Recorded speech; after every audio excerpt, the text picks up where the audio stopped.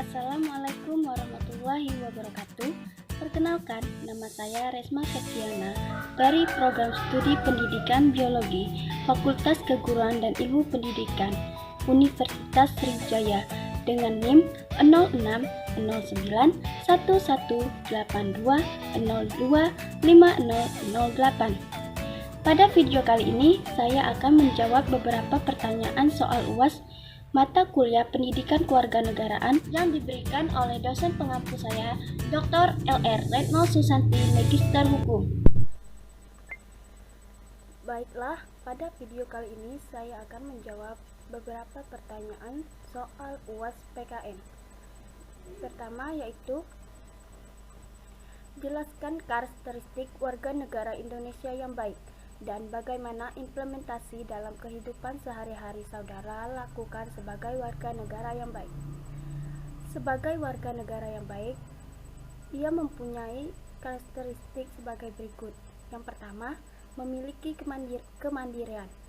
Mandiri berarti tidak mudah dipengaruhi atau dimobilisasi, teguh pendirian, dan bersikap kritis pada segenap keputusan publik. Yang kedua, memiliki tanggung jawab pribadi, politik, dan ekonomi sebagai warga negara, khususnya di lingkungan masyarakat yang terkecil seperti RT, RW, desa, dan seterusnya, atau juga di lingkungan sekolah dan perguruan tinggi. Yang ketiga, menghormati martabat manusia dan kehormatan pribadi. Menghormati hak-hak asasi dan privasi pribadi setiap orang tanpa membedakan ras, warna kulit, golongan, ataupun warga negara yang lain. Selanjutnya, berpartisipasi dalam urusan kemasyarakatan dengan pemikiran dan sikap yang santun.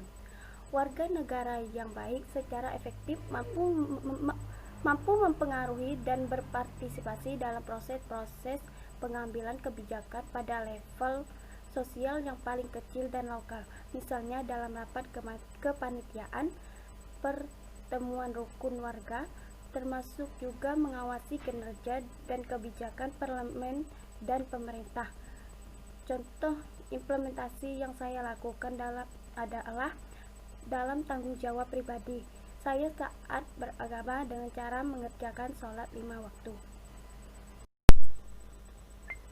Soal selanjutnya yaitu, apa yang dimaksud dengan identitas nasional dan jelaskan unsur-unsur pembentuk identitas nasional. Menurut Kamus Besar Bahasa Indonesia, pengertian identitas adalah keadaan, sifat, atau ciri-ciri khusus seseorang atau suatu benda. Sementara pengertian nasional adalah kebangsaan yang berkenan dengan atau berasal dari bangsa itu sendiri. Sementara itu, pengertian yang lain identitas nasional dimaknai sebagai sesuatu yang melekat pada kelompok-kelompok yang lebih besar yang diikat oleh organisasi, baik fisik seperti budaya, agama, bahasa, maupun non-fisik seperti keinginan, cita-cita, dan tujuan. Jadi, identitas nasional bisa juga disebut sebagai jati diri bangsa Indonesia yang bisa ditemukan di berbagai literatur, baik dalam bentuk bahasan sejarah bangsa Indonesia maupun dalam bentuk bahasan mengenai pemerintahan Indonesia. Unsur-unsur pembentuk identitas nasional. Indonesia sendiri merupakan suatu bangsa majemuk, artinya terdiri dari berbagai suku bangsa, bahasa, dan budaya. Dengan kemajemukannya, suatu laporan akan suatu kesatuan akan tidak penting unsur dalam identitas nasional. Di bawah ini beberapa unsur pembentuk identitas nasional. Yang pertama, agama. Dasar negara Indonesia Pancasila pertama menyebutkan ketuhanan yang Maha Esa. Hal ini menggambarkan bahwa Indonesia merupakan negara yang menjunjung tinggi nilai-nilai keagamaan dan ketuhanan. Indonesia sendiri dikenal sebagai masyarakat yang agamis. Artinya, setiap penduduk di Indonesia memiliki agama mereka masing-masing, dan hal tersebut wajib hukumnya. Agama yang berkembang di Indonesia sendiri adalah Islam, Katolik, Kristen, Hindu, Buddha, dan Konghucu. Yang kedua yaitu suku bangsa. Suku bangsa juga dikenal sebagai unsur pemesanan identitas nasional tersebut. Suku bangsa adalah satu golongan sosial bersifat askriptif, yaitu dibawa sejak lahir, di mana suku bangsa sama dengan jenis kelamin dan umur. Di Indonesia terdapat ratusan suku bangsa atau kelompok etnis mereka masing-masing. Unsur selanjutnya yaitu kebudayaan. Kebudayaan adalah kemampuan manusia sebagai makhluk sosial yang berisi model atau perangkat pengetahuan kolektif yang digunakan untuk mendukung kehidupan manusia itu sendiri. Dengan kata lain, kebudayaan merupakan suatu baru atau rujukan bagaimana manusia bisa menghadapi keadaan lingkungan sekitar guna bertahan hidup. Budaya menjadi salah satu faktor penting akan pembentukan identitas nasional. Dengan berbagai macam budaya yang dimiliki oleh Indonesia menjadi salah satu ciri khas dari negara Indonesia itu sendiri. Oleh karena itu, kita harus melestarikan budaya yang merupakan warisan dan nenek moyang kita. Yang terakhir yaitu bahasa.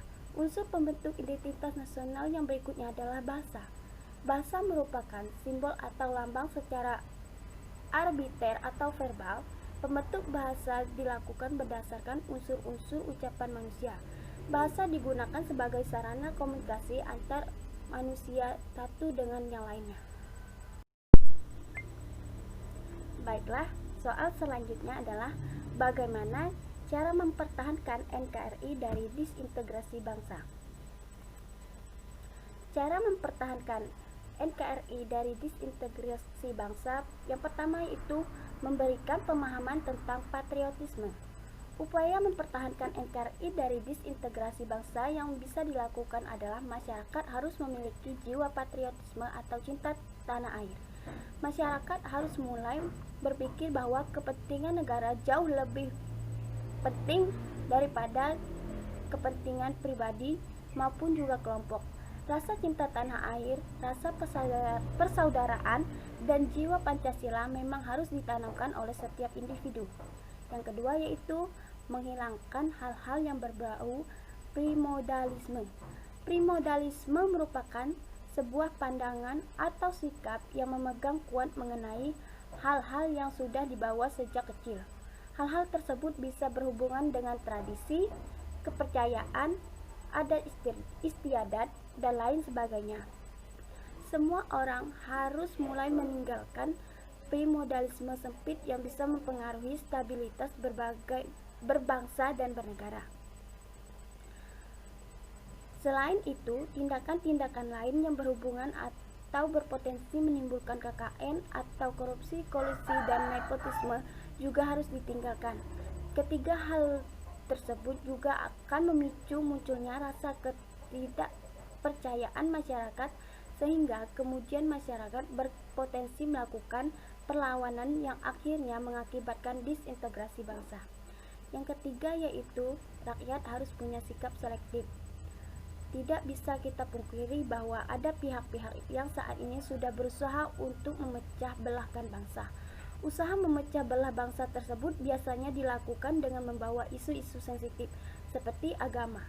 Terlebih lagi, perkembangan dunia komunikasi sudah semakin maju di mana berita akan sangat mudah menyebar melalui media sosial. Oleh karena itu, masyarakat diminta harus lebih cerdas dan selektif di dalam membaca dan memilih berita yang muncul atau sedang viral. Tidak semua berita yang viral tersebut terbukti benar. Masyarakat harus pandai mengecek kebenaran dari berita atau isu-isu yang dimunculkan oleh berbagai akun di media sosial. Dengan begitu, mereka tidak akan mudah termakan isu tersebut. Yang keempat yaitu meningkatkan rasa kepercayaan masyarakat.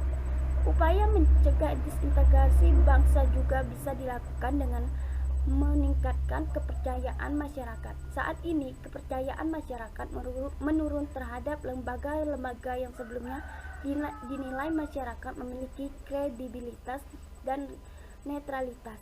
Namun, yang kelima, melawan berbagai gerakan separatis. Pemerintah juga harus melawan berbagai gerakan separatis yang muncul yang dapat mengganggu stabilitas negara. Tentu, hal ini juga harus diimbangi dengan keterlibatan masyarakat di dalam mengakses berita tersebut. Pemerintah harus menjelaskan secara jelas mengenai gerakan yang mereka lawan berdasarkan bukti-bukti yang kuat. Dengan begitu, disintegrasi bangsa bisa dicegah. Selanjutnya, soal nomor 4. Secara umum dikenal 3 sistem pemerintahan, yaitu sistem pemerintahan presidensial, parlementer, dan semi-parlementer. Jelaskan maksudnya. Indonesia menganut sistem apa? Dan jelaskan mengapa Indonesia menganut sistem tersebut.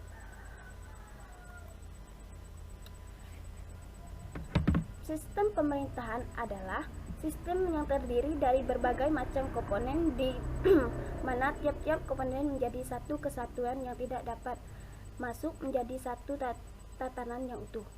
Pemerintahan dalam suatu negara memiliki sistem yang berbeda-beda. Sistem pemerintahan antar negara satu dengan negara yang satunya bisa jadi akan sama, bisa juga tidak. Semua tergantung dari bagaimana situasi dan kondisi dari negara yang bersangkutan. Sistem pemerintahan presidensial. Negara republik menganut sistem ini. Sistem yang memiliki kekuasaan eksekutif lewat pemilihan umum. Pada sistem ini rakyatlah yang memilih siapa presidennya. Nantinya presiden akan menjalankan perannya sebagai kepala negara sekaligus kepala pemerintahan. Kewenangan memilih dan menganut pejabat-pejabat pemerintahan. Presiden juga mendapatkan jaminan konstitusi kewenangan dalam bidang legislatif. Negara Indonesia menganut sistem ini. Yang kedua, sistem pemerintahan parlementer. Sistem memegang peranan yang sangat penting. Perdana dipilih menteri dan diangkat oleh parlementer. Demikian pula sebaliknya, bila memberhentikannya dengan cara memberikan pernyataan mosi tidak percaya.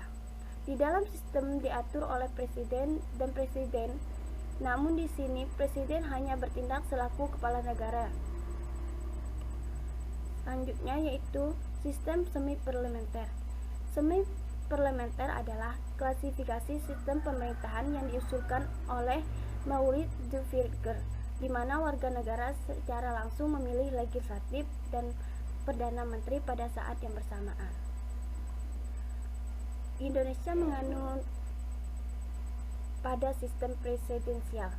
Sistem pemerintahan Indonesia menurut Undang-Undang 1945, pembukaan Undang-Undang Dasar 1945, alinea 4 menyatakan bahwa kemerdekaan kebangsaan Indonesia itu disusun dalam suatu Undang-Undang Dasar Negara Indonesia yang terbentuk dalam suatu susunan negara Republik Indonesia yang berkedaulatan rakyat berdasarkan Pasal 1 Ayat 1 Undang-Undang Dasar 1945.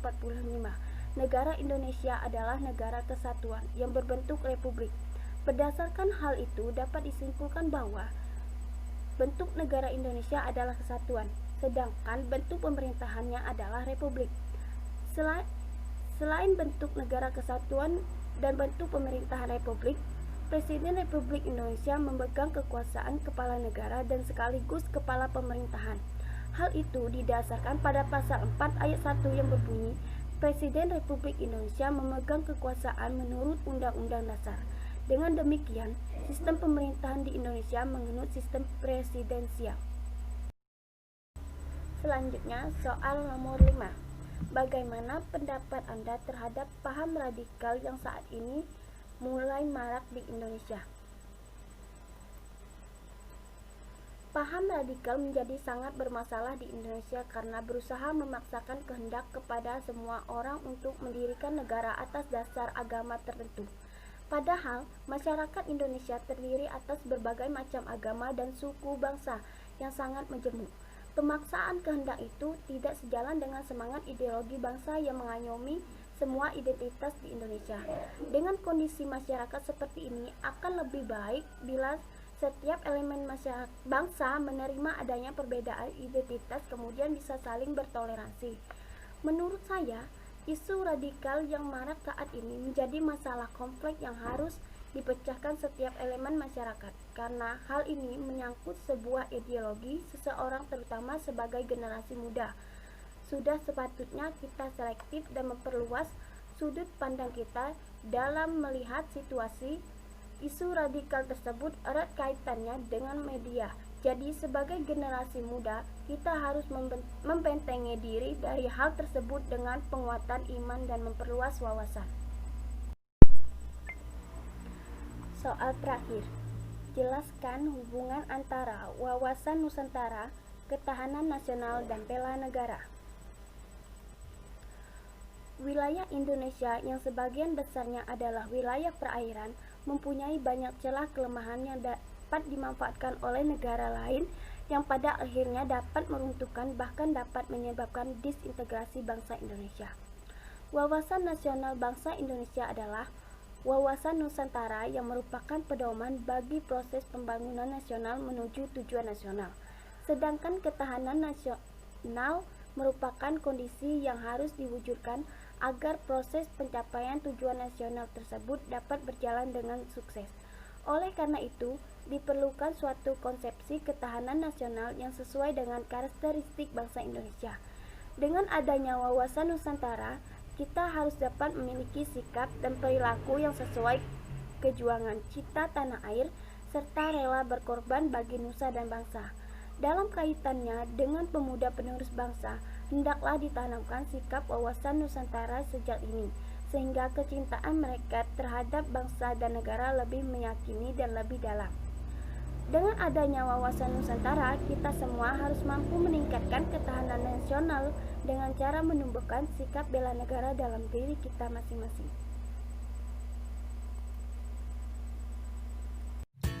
Sekian jawaban dari saya. Apabila ada kesalahan kata atau dalam pengucapan, saya mohon maaf. Pada Allah saya mohon ampun. Saya akhiri. Wassalamualaikum warahmatullahi wabarakatuh.